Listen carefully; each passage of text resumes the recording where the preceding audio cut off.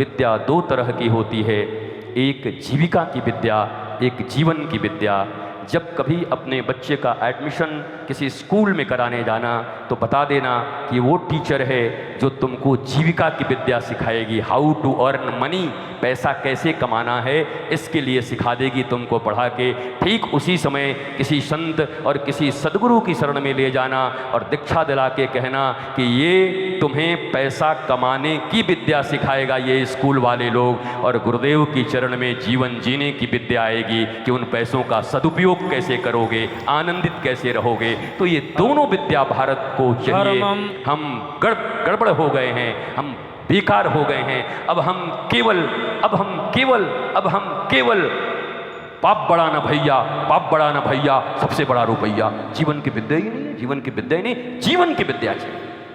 इतना पैसा हो पर खुश होके जिए पूरा परिवार, एक दुकान हो पर बलदाऊ की सेवा होती रहे, नंद के लाला की सेवा होती रहे। साईं इतना दीजिए जामे कुटुंब समाए, मैं भी भूखा ना रहूं और दो चार साधु आए तो वो भी भूखा न जाएं।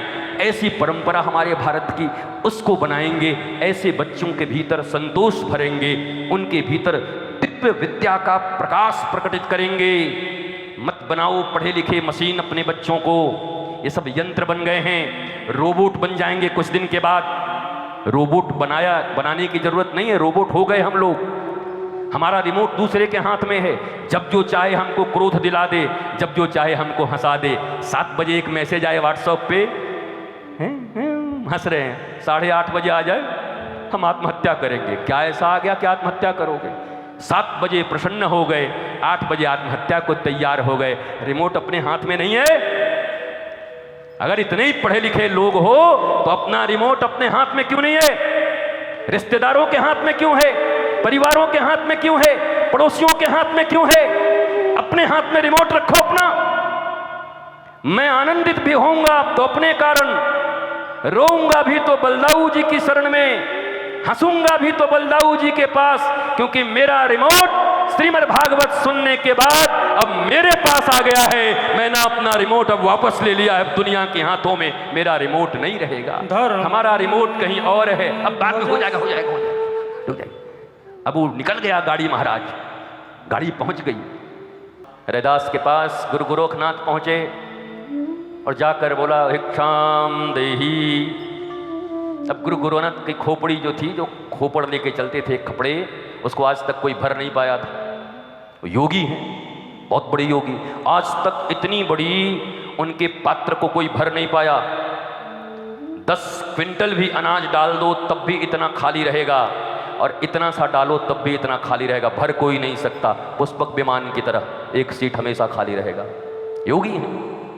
रैदास जी बैठे मस्ती में अपने, गए जाकर बोला भिक्षाम देही अलख निरंजन। तो रैदास जी भी अपनी मस्ती में थे, कठौती में लेकर के मस्ती से अपना कुछ बना रहे थे, राम नाम का जप कर रहे थे। तो उसी हाथ से जल थोड़ा सा निकाला और चमड़ा उसमें धो रहे थे और जल दे दिया। गोरखनाथ जी कहा कि ये भी एक अजीब आदमी है भाई, बताओ हम इतने बड़े योगी, महाराज कोई दूसरा जल दे देते, चमड़ा का जल दे दिया। अब ये छोटा बड़ा मत समझना कि गोरखनाथ जी और कबीर और रैदास में कोई छोटे बड़े की बात नहीं हो रही है, बात हो रही है हमारी शिक्षा के लिए। नहीं तो राम और रावण का युद्ध ही क्या है, वो तो उन्हीं का जय विजय है। इतना ज्ञान तो हमें और तुम्हें भी है, उन्हीं का द्वारपाल है, वो तो बढ़िया है। भगवान राम ने एक बहुत बढ़िया पिक्चर बनाई है और अपने ही द्वारपाल को कहा कि तुमको अमरीश पुरी का रोल देता हूँ, आओ करोगे? बोला हाँ करेंगे। आओ तुम बनो विलन, बोला बनोगे? हाँ कर लेंगे। भगवान राम ने एक फिल्म बनाई रामायण, नीचे आए अवतार लेकर के, अपने ही लोगों को रोल दिया। और भगवान राम के निगरानी में रहे बगैर इतना अच्छा रोल कर भी कौन लेगा? ठाकुर जी ने बनाया है सबको। रावणों को बनाया अपने द्वारपाल को पूछ के कि भाई बन जाएगा तू? अब आप कह रहे हैं तो गाली देना पड़ेगा, ये हमसे नहीं होगा। नहीं देना तो पड़ेगा, ठीक है, अब जब बोल रहे हैं तो करेंगे और क्या।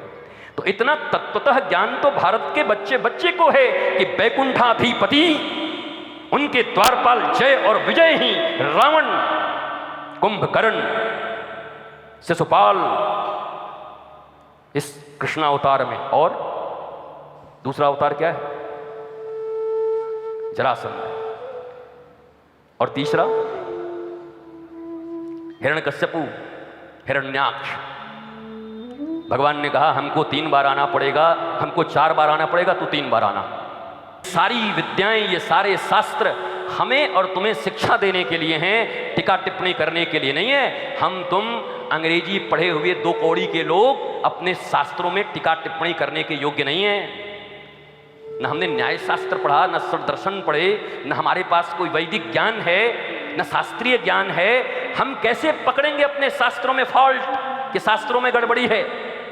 इसलिए यहाँ जहाँ भी ऐसी कोई विद्या, जहाँ ऐसी कोई कथा हो, वो हमें शिक्षा देने के लिए बनी है। नहीं तो भला ये बताओ, भगवान राम, क्या उनको पता नहीं? दुनिया में सब आदमी को पता है, साधारण बच्चे को ही पता है, सोने का हिरन। ए मम्मी मूर्ख बना रही है? चमड़े हड्डी का हिरन होता है कि सोने का कहीं हिरन होता है? अच्छा, राम जी भगवान है, उनको पता नहीं है? सोने के हिरन के पीछे भाग गए। अच्छा, सीता जी जगत जननी जानकी हैं, किशोरी हैं, जगदम्बा हैं, भवानी हैं, क्या उनको पता नहीं कि सोने का हिरण नहीं होता? इसलिए ये ज्ञान मत दिया करो। असंभव है कि कोई सोने का मृग हो, असंभव है। पर वेद भी जिनको नेति नेति कह के कहता है कि मैं नहीं जान सकता उन राम को, क्या उन राम को इतना पता नहीं था कि वो सोने का मृग है? इसलिए शास्त्रों में विद्वान बनने का प्रयत्न मत करो। शास्त्रों से जो सिखाने के लिए अवतार लिए गए हैं, जो लीलाएं की गई हैं, उनसे शिक्षा लें और वैसे बने। टीका टिप्पणी करने के लिए हम नहीं बने हैं।